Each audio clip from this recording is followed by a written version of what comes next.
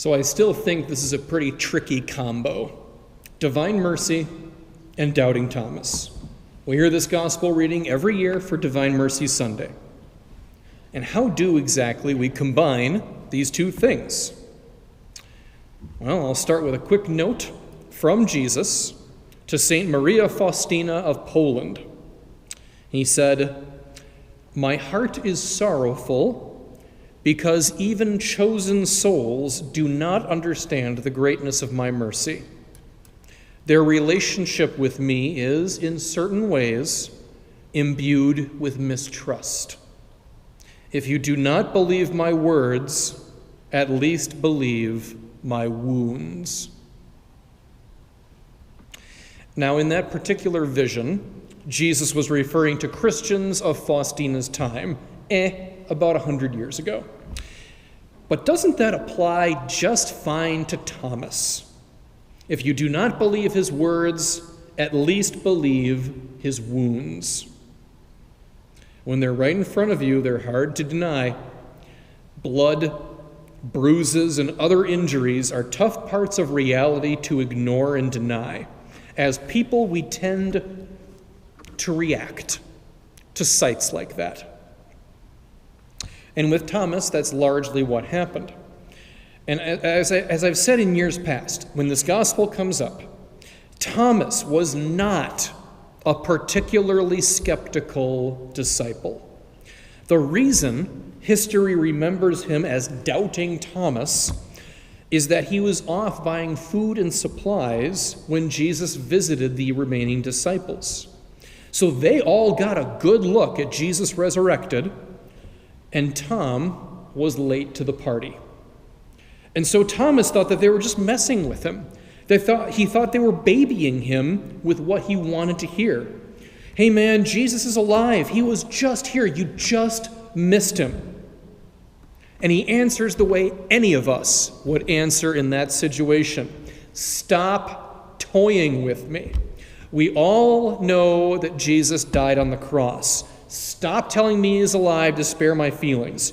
You know what? I'll believe you when I see him and stick my fingers into the holes of his hands. Thomas is a perfectly sensible dude. But after all that, and after all that I can justify about him with the way the other disciples were talking to him, he did nevertheless have an element of mistrust in his relationship with Jesus. Jesus tried to explain to these guys that he was going to die and then he would be raised up again. That wasn't easy to get through their skulls. But if Thomas was willing to completely trust in Jesus, he would have gotten through this moment of challenge. As it turned out, he still needed another nudge from Jesus for good measure. That happens sometimes. We need help so often, and it would seem we need help to keep our faith afloat sometimes. But remember what else Jesus said to St. Maria Faustina.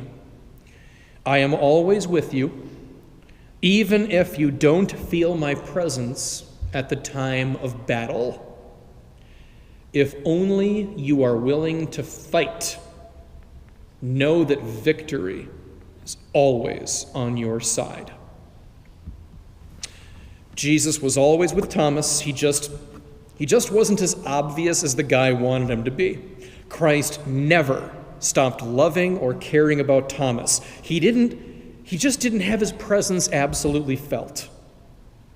And it was perhaps maybe to see how well Thomas could cope with that. Because remember, after the resurrection comes the ascension. Jesus can't stick around forever. Eventually, we need to carry on the mission of the church without Jesus holding our hand every step of the way. And maybe Jesus was testing the water with Thomas. Who knows? Call it a theory. Let's close with the matter that we began with, divine mercy and faith. And remember, the word faith is essentially interchangeable with the word trust. With so much of this world being uncertain chaos, we have a lot of sources of anxiety, don't we? What is the future going to be like?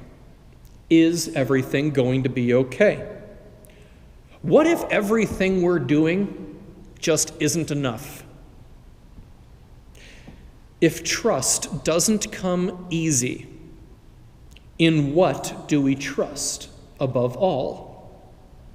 In what do we trust, even if everything else lets us down?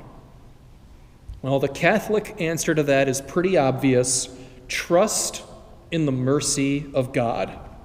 The infinite mercy of God will not disappoint us. Death, destruction, disillusionment, and total failure are ordinary citizens of this world. But on the far side of all of that, the mercy of God reigns supreme. And maybe you won't realize that until you have the chance to stick your fingers into the very wounds of Jesus. But even so, the mercy of God carries us always, even if we can't always feel his presence in the moment of battle.